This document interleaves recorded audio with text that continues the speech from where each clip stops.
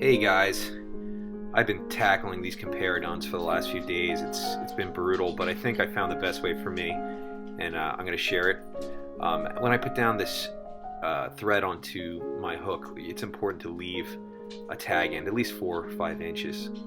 I'm going to pick CDL as my tailing fibers. I don't like those microfibrils. I suck at using them.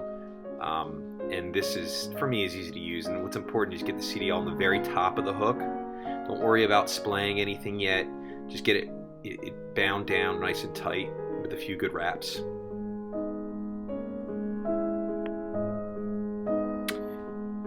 Okay, then once you get them locked down really good, what you're going to want to do is then take it underneath of the tailing fibers, which you've seen other people do. But once you get one good wrap under there, and look, when you tighten it down, it does splay out pretty well. And this is where the tag end now is important. You take that through the center and just lock it down.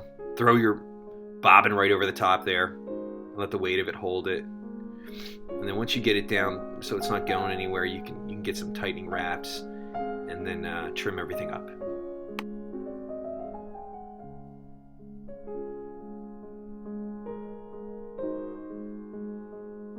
Alright, now we're coming to the fun part, the deer hair. I've already stacked the deer hair. Now watch this first turn as I try to lock it in.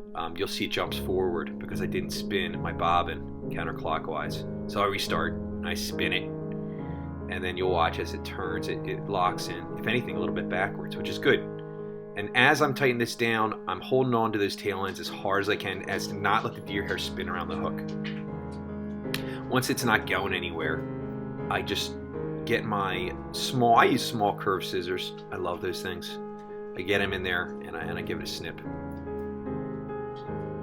Now after snipping this, I won't continue to tighten on top of that. I'll take a few turns onto just the hook, because if I try to turn it now, it'll just spin that hair. You can adjust the hair as you want it. So watch this next turn. I'll actually put it onto the hook itself.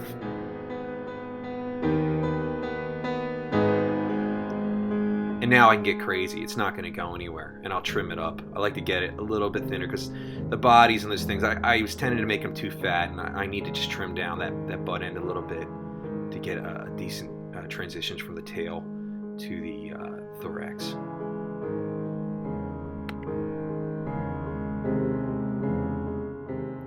Here I've noticed that my tails are dropping a little bit, so I'll put another wrap underneath. Why not?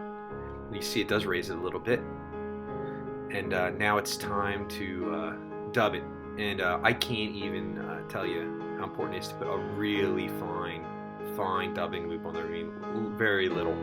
And really cord it up a lot. And it's hard to get it just right, you know, with putting the exact amount on. But you can always add more and you can always take more off. So don't get too crazy. But the noodle has to be really, really tightly wound on there and have a fine noodle.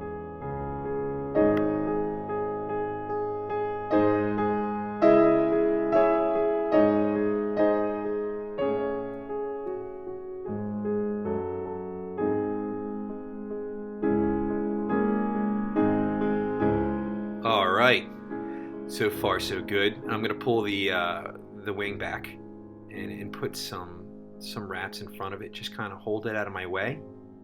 Honestly, you can even make that wing farther back in the body. And this one, it was a little farther forward, but it's really a personal preference. The wing really does a lot of favors for this fly. So here I'm putting on another dubbing loop, and I think I made this dubbing loop a little too heavy, but I'm just going to deal with it and see what I can do. Remember, I could always just wind it back and start over from that point. I mean, it's not a big deal. You can always hit the reset button. Okay, the moment of truth. I'm going to go ahead and dub back against the wing,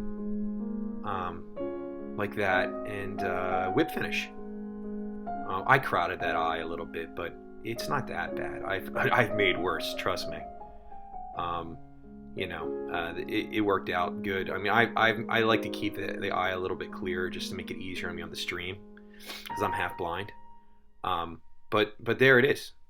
This fly has caused me so much trouble over the years, and I'm just starting after my 5 or 6 years of tying to start making them look presentable. So there you have it. Deer hair Comparadun. Enjoy.